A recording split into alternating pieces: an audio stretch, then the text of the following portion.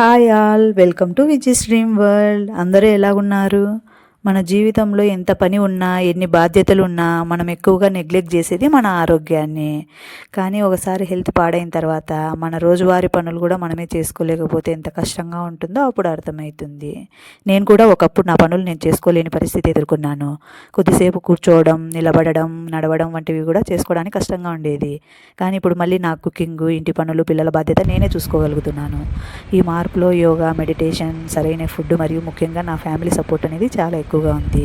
ఈ వీడియోలో నేను ఎలాంటి పరిస్థితిని ఎదుర్కొన్నాను, యోగా మరియు మెడిటేషను నాకు ఎలా సపోర్ట్ చేశాయి, నా ఫ్యామిలీ హెల్ప్తో నా జీవితంలో ఎలాంటి చేంజెస్ వచ్చాయి అనే విషయాలు నా పర్సనల్ ఎక్స్పీరియన్స్ ద్వారా మీతో షేర్ చేసుకుంటున్నాను. ఇందులో నా హస్బెండ్ నాకు చాలా సపోర్ట్ చేసినారు. ముందుగా నన్ను మెడిటేషన్లో జాయిన్ చేసినారు. దాదాపు 6 months రెగ్యులర్గా మెడిటేషన్ చేసిన. ఆ తర్వాత మైండ్లో కొంచెం పాజిటివ్గా అనిపించింది, కొంచెం స్ట్రెస్ తగ్గినట్లు అనిపించింది. మెల్లగా కాసేపు కూర్చోవడం, నిలబడటము, నా పనులు నేను చేసుకోవడం స్టార్ట్ చేసిన. ఆ తర్వాత నేను డైరెక్ట్గా నార్మల్ యోగాలో జాయిన్ కాలేదు. నా హెల్త్ కండిషన్కు అనుగుణంగా కొంచెం థెరపీ యోగాలో జాయిన్ అయ్యాను. థెరపీ యోగా అంటే అది వేరే రకమైన యోగా కాదండి. Back pain, neck pain, leg pain, లేకుంటే ఇంకా వేరే ఇతర health issues like BP, sugar అట్లా ఉన్నవారికి వారి బాడీ కండిషన్ను బట్టి చిన్న చిన్న మాడిఫికేషన్స్తో యోగా చేపిస్తారు. నేను ఫస్ట్ అరగంట కూడా సరిగ్గా కూర్చోలేకపోయేదాన్ని. కొద్దిసేపు కూర్చొని గోడ కానుకునేదాన్ని. కొన్ని స్ట్రెచెస్ అయితే ఇంకా పడుకొని చేసేదాన్ని. లెగ్స్ పైకి పెట్టడం, చిన్న చిన్న మూమెంట్స్ చేయడం, ఇలా నా బాడీ ఎంతవరకు కోఆపరేట్ చేయగలిగితే అంతవరకు చేసేదాన్ని. యోగా స్టార్ట్ చేసినాక ఫస్ట్ కొద్ది రోజులు మాత్రం బాడీ పెయిన్స్ అనిపించినాయి. తర్వాత స్లోగా రెగ్యులర్గా అట్లే కంటిన్యూ చేయడం వల్ల బాడీ ఫ్లెక్సిబిలిటీ పెరిగింది. అలాగే నాకు నిద్ర పట్టడము బాగా అనిపించింది. రోజు నా పనులు నేను కొంచెం ఎనర్జెటిక్గా చేసుకోగలుగుతున్నాను. దీంతోపాటు నేను సరైన మంచి ఫుడ్ కూడా తీసుకుంటా ఉండేదాన్ని. యోగా అనేది ఉమెన్స్కి చాలా బాగా హెల్ప్ చేస్తుందండి.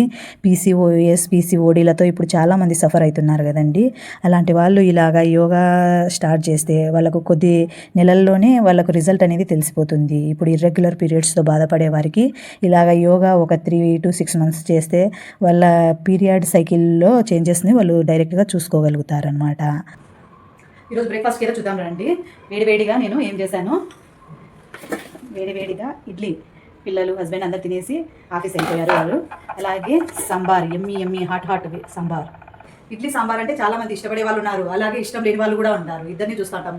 మా ఇంట్లో అయితే 2 టైపులు ఉన్నారు. ఇడ్లీ అంటే చాలా ఇష్టపడే వాళ్ళు ఉన్నారు, అలాగే ఇడ్లీ అంటే ఇష్టం లేని వాళ్ళు కూడా ఉన్నారు. మా ఇంట్లో అంటే ఇప్పుడు మా చిన్న ఈ ఫ్యామిలీలో కాదు, మొత్తం ఫ్యామిలీలో వేడి సాంబార్, పొగలు వచ్చుకుంటా వేడి సాంబార్తో తింటే చాలా బాగుంటుంది.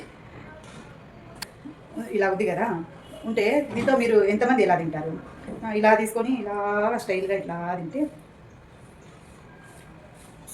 మనం ఆ బ్యాచ్ కాదు. సాంబార్ వేసి మొత్తం కలిపేసుకుంటాం అన్నమాట. వెజిటేబుల్ ఉంటుంది కదా, ఇట్లా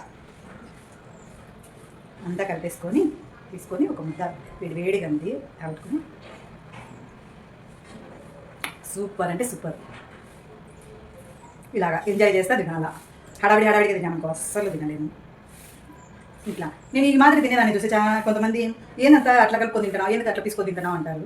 కానీ ఈ టేస్ట్ తినే వాళ్ళకే తెలుస్తుంది. మ్యాంగో ముట్ట ఇట్లా మొత్తం పండు పిసుకొని తింటామా, దాని టేస్ట్ అది వేరు ఉంటుంది. ఆస్వాదించేది అదంతా. ఆ మ్యాంగో అట్లా అంత పిసుకొని ఆ జ్యూస్ తినే లాస్ట్లో టెంక ఉంటుంది, ఆ టెంకను అదంతా తింటా అంటే అది సూపర్ కదా. ఇక ఏంది ముట్టని కూడా వదిలిపెట్టకుండా అట్లా తింటున్నావు అంటే అదంతా దాని టేస్ట్ దాన్ని ఆస్వాదించేకి కూడా మనసు ఉండాలి. ఆస్వాదించే మనసు ఉంటేనే అది. మీరు ఇట్లా తింటారా ఎవరన్నా? నేను ఒకదాన్ని ఇట్లా తింటానా? అందరితో ఏం పనింది, నాకు ఇట్లా నచ్చింది నేను తింటానా. ఓకే, బయటకి ఎక్కడన్నా అందరిలో వెళ్ళినప్పుడు ఇట్లా తింటామా, ఏమి ఇంట్లో కూడా ఇలా తినకూడదా? మన స్వేచ్ఛ మనది. సాంబార్, ఇడ్లీ అంటే సాంబార్ అంతే. వెజిటేబుల్ ఎక్కువ లేవు, అందుకు సాంబార్ ఇవి ఎంతే చేసినాను. ఈరోజు మార్కెట్కి పోయి తీసుకొని వస్తే తర్వాత ఏవైనా అన్ని ఐటమ్స్ చేసుకోవచ్చు. పిల్లలు స్కూల్ నుంచి వచ్చేసరికి వెజిటేబుల్స్ తీసుకురావాలి. ఆన్లైన్లో ఆర్డర్ పెట్టాను, కొన్ని ఉన్నాయని వేస్తున్నారు, కొన్ని అవుట్ ఆఫ్ స్టాక్ అనేసి తీసుకురావట్లేదు. అలా కాదు, వెళ్ళేసి నేనే తీసుకొచ్చుకోవాలి. ఓకే అండి. ఇక్కడ ఏం చేస్తున్నాను, చట్నీ దంచుతున్నాను అనుకుంటున్నారా? కాదండి, పెసులు తీసుకొచ్చినాను షాప్ నుంచి. పెసరబ్యాళ్ళు తయారు చేసుకుంటున్నాను. ఈడ ఇసురుకుంటానా అంటే నా దగ్గర ఇసురాయి లేదు, అందుకు రోట్లో పోసి ఇసురుకుంటానా. అదే మనం రోట్లో పోసి దంచినామనుకో అంతా పొడి అయిపోతుంది, ఊరికే వేస్ట్ అయిపోతాయి పెసులు. అందుకోసం అట్లా రోట్లో పోసి రుద్దాల. అట్లా రుద్దినప్పుడు అవి బాగా నీట్గా స్ప్లిట్ అయిపోతాయి అన్నమాట. ఆ విధంగా స్ప్లిట్ అయినవి వాడుకోవడానికి చాలా బాగుంటాయి. అదిగో చూడండి ఎంత బాగా స్ప్లిట్ అయినాయో నీట్గా. ఇట్లా ఇవి బాగుంటాయి అన్నమాట, కమ్మగా పులగం వేసుకునేప్పుడు. ఈ మాదిరి అన్నీ అట్లా స్ప్లిట్ చేసినవి చాట్లో పోసుకొని చెరుక్కుంటాను అనమాట. చెరిగితే పొట్టంతా పోతుంది, బాగా నీట్గా వస్తాయి. ఈ మాదిరి నేను చాట్లో పోసి చేసేది చూసి మా చిన్నోడు కూడా మొన్న ఒకసారి బియ్యం తీసి చాట్లో పోసుకొని అట్లా ఎగిరేసినాడు. అన్నీ ఎగిరి కింద పడినాయి. ఈ విధంగా వస్తాయి కదా. ఈ మాదిరి మనము ఇట్లా రోల్తో కానీ లేకుంటే ఇసురాయి అంటే చాలా బాగా వస్తుంది, టేస్టీగా వస్తుంది అసలు ఫుడ్ అయితే. కానీ కాసేపు మనం నానబెట్టేసుకొని వండుకున్నామంటే చాలా టేస్టీగా ఉంటుంది. ఒకసారి ట్రై చేయండి, లేకుంటే ఇలాగ ట్రై చేయండి. నాకు ఇసురాయి లేదు. ఇసురాయి ఫస్ట్ ఎప్పుడంటే మేము హైదరాబాద్లో ఉన్నాము, అప్పుడు రోల్ తీసుకున్నాము. అది నాకు క్లీన్ చేసుకునేది రాలేదన్నమాట. ఫస్ట్ మొలిచినే రోలు క్లీన్ చేసుకునేది రాకుంటే అమ్మ వాళ్ళని వీళ్ళని అడిగి కనుక్కొని అదంతా బాగా నున్నగా చేసుకున్నాను. చిలుకూరు బాలాజీ టెంపుల్ వెళ్ళినప్పుడు తీసుకొని వచ్చిన తర్వాత మేము కొద్ది రోజులకు షిఫ్ట్ అయిపోయినాం అనమాట బెంగళూరుకి. అప్పుడు వీళ్ళు ట్రాన్స్పోర్ట్ వాళ్ళని ఇది తీసుకొని పోమంటే అది అలో చేయట్లేదు అనమాట, వద్దు అనేసి. అందులో అప్పుడు నేను లేను, అంతా ప్యాకింగ్ చేసేటప్పుడు నేను నేటివ్కి వెళ్ళాను. మా హస్బెండే అంతా ప్యాక్ చేయిస్తా అంటే వాళ్ళు అలో చేయట్లేదు అనేసి తను అక్కడే వదిలిపెట్టేసేసారనమాట. తర్వాత తెలిసి బాధపడ్డాను. అది బాగా క్లీన్ చేసేసుకొని దాని మీద ఎఫర్ట్స్ పెట్టి మంచిగా అంటే అది కనెక్ట్ అవుతామన్నమాట. అవి నచ్చినవి కదా, అది రాళ్ళే మళ్ళీ తీసుకోవచ్చు. అయినా అట్లా కాదు, మనం తీసుకునే దాని మీద మనకు ఇది ఉంటుందన్నమాట. సో అందుకోసం మళ్ళీ ఇక్కడ ఎక్కడైనా తీసుకోవాలన్నా కూడా అది ఎక్కడైనా షిఫ్ట్ అయినా ఏదైనా అయినా కూడా కష్టమవుతుంది కదా. మళ్ళీ వాళ్ళు అలో చేయకపోవడము, వీటికి మనము వెయిట్ ఉంటుంది, మనం తీసుకొని పోవాలన్నా ఎక్కడైనా క్యారీ చేసేకి కష్టమవుతుంది. అందుకోసము ఎప్పుడు తీసుకోలేదు అని రీసెంట్గా నేను ఇట్లా ఒకసారి చేసుకున్నాను అనమాట. ఇంట్లో పెసరబ్యాళ్ళు లేకపోకుంటే పెసలను వేసి ఈ మాదిరిగానే రోల్లో చేసుకొని పులగం చేస్తే చాలా టేస్టీగా ఉంటుంది. పిల్లలు అందరూ ఇష్టంగా తిన్నారు, చాలా బాగుంది అని. అందువల్ల అప్పటి నుంచి అట్లే చేస్తాను అనమాట ఈ మాదిరిగా. ఇంకా ఎప్పుడైనా టైం కుదరలేదు కాదు అన్నప్పుడు బయట స్ప్లిట్ మూంగ్ దాల్ దొరుకుతాయి కదా, అవి తీసుకొచ్చి అది వాటితో చేస్తాను. లేకుంటే ఇప్పుడు ఇసురాయి ఉంటుంది కదా, ఇసురాయి తీసుకోవాలని చూస్తున్నా.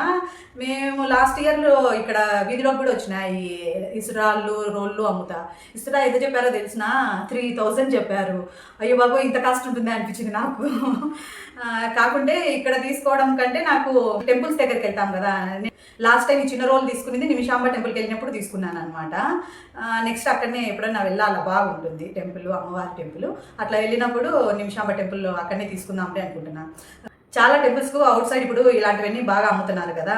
సో ఈ ట్రెడిషన్ మళ్ళీ కంటిన్యూ చేయాలా, అవి వదలకూడదు. అవి మన నెక్స్ట్ జనరేషన్ పిల్లలకు కూడా తెలియాలి.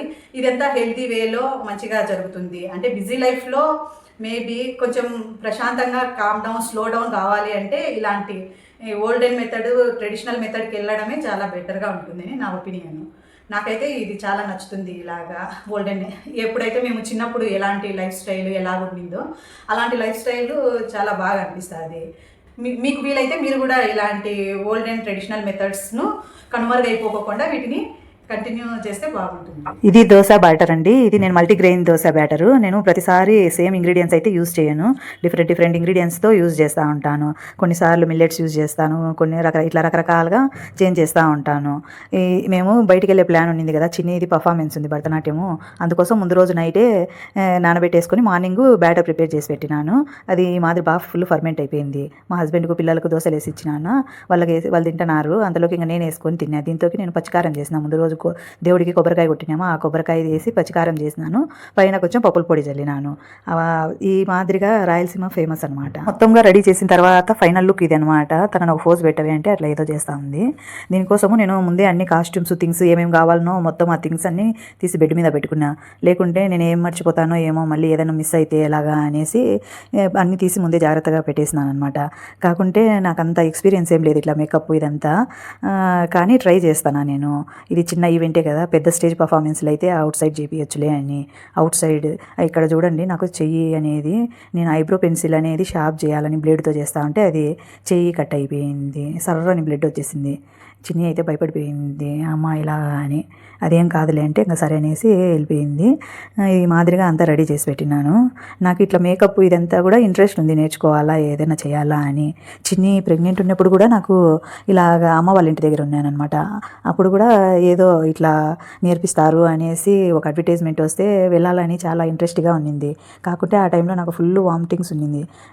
టిల్ ఏమంటారు డెలివరీ బెడ్ వరకు కూడా వామిటింగ్స్ ఫుల్గా ఉన్నాయి. ఇంకా అస్సలు కాదు అనేసి అమ్మ వాళ్ళు వద్దన్నారు. అంటే అప్పుడు నేను కూడా వెళ్ళే సిచ్యువేషన్లో లేదనమాట, చాలా సిక్కుగా ఉన్నాను అనమాట, డల్గా. సో అది అప్పుడు నేర్చుకోవాలనుకునేది ఇప్పుడు ఏదో ట్రై చేస్తున్నాను. కాకుంటే ఏదన్నా పని చేయాలా అని కొంచెం బాగా ఇంట్రెస్ట్ ఉన్న వాళ్ళకి ఇది బాగా మంచిగా ఫైనాన్షియల్గా సపోర్ట్ చేస్తుంది. అయితే ఇప్పుడు కొన్ని ఉంటాయన్నమాట. కొన్ని పనులు చేస్తే అవి ఎప్పటికీ రన్ అవుతానే ఉంటాయి. అలాంటివి అనమాట. ఇవి ఫుడ్ బిజినెస్ కానీ, ఇట్లా మేకప్టి కానీ, ఇవన్నీ యాక్చువల్ అయితే ఈ మేకప్ అంతా చేసేకి వాళ్ళు 2000 అడిగారు. కొంతమంది చేయించుకుంటున్నారు కూడా. కాకుంటే ఎందుకు నేను ట్రై చేద్దాము, నాకు ఇంట్రెస్ట్ ఉంది కదా అనేసి నేనే చేస్తున్నాను. ఇంకా మొత్తం అంతా రెడీ చేసిన తర్వాత ఫైనల్గా ఇది పారాని పెడతాను. ఈ పారాని అనేది బ్రష్ ఎక్కడో కనిపించలేదు. మేడం అయితే 6కే రమ్మనింది. ఇక్కడ ఆల్మోస్ట్ 7 అయిపోయింది టైము. ఇంకా త్వరగా ఫింగర్ పెట్టి ఫింగర్తోనే పూసేస్తాను. లేకుంటే ఇంకా లేట్ అయిపోతే పర్ఫార్మెన్స్కి కష్టం అవుతుంది కదా అనేసి ఇంకా వెళ్ళామన్నమాట. ఈ మాదిరి రెడీ అయిపోయి నేను ఏమైనా రెడీ చేస్తా అంటే చిన్నోడు కూడా రెడీ అయిపోయి అందరము వెళ్ళిపోయినామన్నమాట. వీడియోలు కొంతమందికైనా ఉపయోగపడితే అదే నాకు చాలా సంతోషం అండి. నా అనుభవాన్ని చూసి ఒక్కరైనా ఇన్స్పైర్ అయ్యి ముందుగానే తమ ఆరోగ్యంపై శ్రద్ధ పెట్టేసి అవసరమైన జాగ్రత్తలు తీసుకుంటే నా ప్రయత్నానికి ఒక మంచి అర్థం వచ్చినట్లే అండి. థ్యాంక్ యూ సో మచ్ అండి. వీడియోలు ఇన్ఫర్మేటివ్గా అనిపించి మీకు నచ్చితే లైక్, షేర్, సబ్స్క్రైబ్ చేయొచ్చు కదా.